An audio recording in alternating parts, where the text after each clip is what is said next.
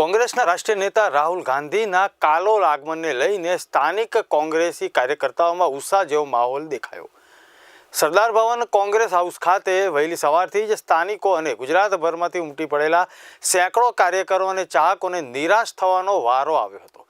Rahul Gandhi Congress house ખાતે ન આવતા કાર્યકરો અને સમર્થકોમાં ભારે નારાજગી જોવા મળી। હાલોલની ટોટો કંપનીના હડતાલ પર ઉતરેલા કામદારો પણ રાહુલ ગાંધીને મળવા અને આવેદનપત્ર આપવા માટે પહોંચ્યા હતા, પણ છતાં પણ તેઓ નિરાશ જોવા મળ્યા। કોંગ્રેસ પક્ષના રાષ્ટ્રીય નેતા અને આ દેશમાં જનજનને એક કરવા માટે પહેલાં 4300 કિલોમીટરની એટલે કે કન્યાકુમારીથી કાશ્મીર સુધીની ભારત જોડો યાત્રા કરી અને ભારત જોડો યાત્રાના બીજા ભાગમાં એક તરફ મોહબ્બત પ્રેમથી આ દેશને જોડવાનું કામ રાહુલજીએ કર્યું। વિશ્વના એકમાત્ર એવા નેતા જેને પદયાત્રા કરીને આખા દેશને જોડવાનું કામ કર્યું।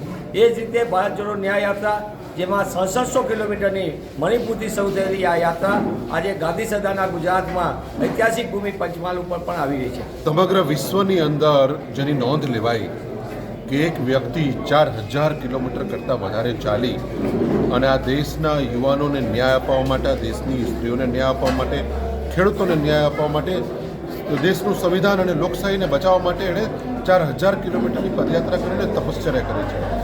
જ્યારે એના બીજા તબક્કાની અંદર ભારત જોડો ન્યાય યાત્રા આજે ગુજરાતમાં આવી પહોંચી છે। સમગ્ર ગુજરાતની નજર આજે આ પંચમહાલના કલોલ અને હાલોલ, સાંજના જાંબુઘોડાથી લઈ અને છેલ્લે માંડવીથી નંદોબાગ સુધીની આ યાત્રા ચાલશે। ગુજરાતના યુવાનો હોય, ખેડૂતો હોય, મહિલાઓ હોય, નાના વેપારીઓ હોય કે પછી SC, ST, OBC માઇનોરિટી વર્ગ છે, એ બધાની એક આશાભરી નજરે રાહુલજીને જોઈ રહ્યા છે। આપ જોઈ શકો કે હજારોની સંખ્યાની અંદર સમગ્ર ગુજરાતમાંથી કાર્યકર્તાઓ આજે કાલોલ ખાતે ઉપસ્થિત છે।